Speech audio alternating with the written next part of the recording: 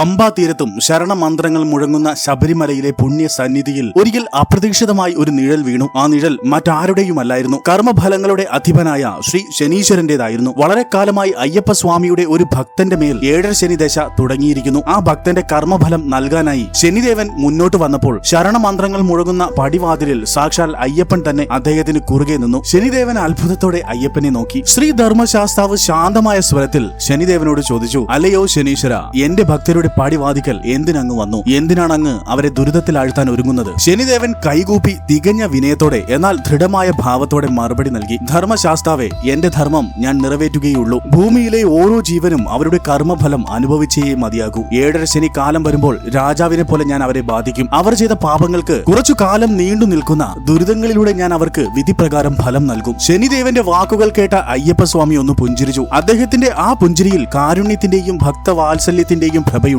തുടർന്ന് ശനിദേവനോട് അയ്യപ്പസ്വാമി പറഞ്ഞു, ശനിദേവ, അങ്ങയുടെ ധർമ്മം അങ്ങ് നിറവേറ്റുക തന്നെ വേണം. എന്നാൽ ഇന്നു മുതൽ എന്റെ ഭക്തരുടെ കാര്യത്തിൽ ഒരു വ്യവസ്ഥ ഞാൻ വെക്കുകയാണ്. അങ്ങ് അവർക്ക് നൽകാൻ ഉദ്ദേശിക്കുന്ന കുറച്ച് കാലത്തെ ശിക്ഷകൾ എന്നോട് പറയുക.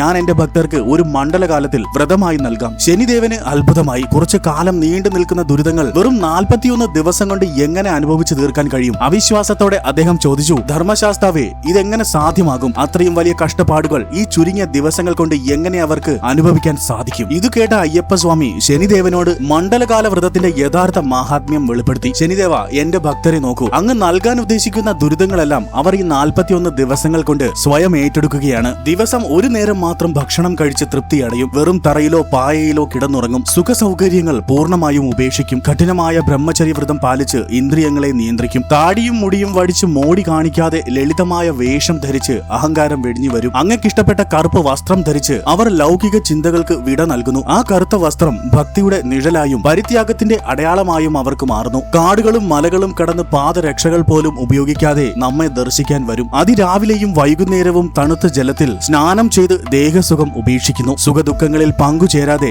എല്ലായിടത്തും സ്വാമി എന്ന് വിളികേട്ട് ഈശ്വര തുല്യരായി ജീവിക്കുന്നു. നോക്കൂ ശനിദേവ, 7.5 വർഷം കൊണ്ട് അങ്ങ് പതിയെ നൽകാൻ ഉദ്ദേശിച്ച എല്ലാ കഷ്ടപ്പാടുകളും അവർ ഈ 41 ദിവസങ്ങൾ കൊണ്ട് തീവ്രമായി അനുഭവിച്ച് തീർക്കുകയല്ലേ? ഈ വ്രതത്തിലൂടെ അവരുടെ കർമ്മഫലങ്ങളെല്ലാം അവർ ദഹിപ്പിക്കുകയാണ്. ശാസ്താവിന്റെ ഈ വാക്കുകൾ കേട്ട് ശനീശ്വരൻ സന്തുഷ്ടനായി. തുടർന്ന് ശനിദേവൻ അയ്യപ്പസ്വാമിയുടെ മുൻപിൽ കൈകൂപ്പി ഇങ്ങനെ പറഞ്ഞു, ഈ വ്രതം സത്യസന്ധമായും ശ്രദ്ധയോടെയും മണ്ഡലവ്രതം അനുഷ്ഠിക്കുന്നവരുടെ മേൽ എന്റെ ദൃഷ്ടി പതിപ്പിക്കുകയില്ല. പകരം ഞാൻ അവരെ മനസ്സറിഞ്ഞ് അനുഗ്രഹിക്കും. അങ്ങനെ അയ്യപ്പസ്വാമിയുടെ അനുഗ്രഹം നേടിയ ഭക്തർക്ക് ശനിദോഷത്തിൽ നിന്നും ശാപത്തിൽ നിന്നും മോചനം ലഭിക്കുന്നു. ഇന്നും ആ 41 ദിവസത്തെ മണ്ഡലവ്രതം ഓരോ അയ്യപ്പ ഭക്തനും കർമ്മശുദ്ധീകരണത്തിന്റെയും അനുഗ്രഹത്തിന്റെയും കാലമായി തുടരുന്നു. സ്വാമിയെ ശരണമയ്യപ്പ.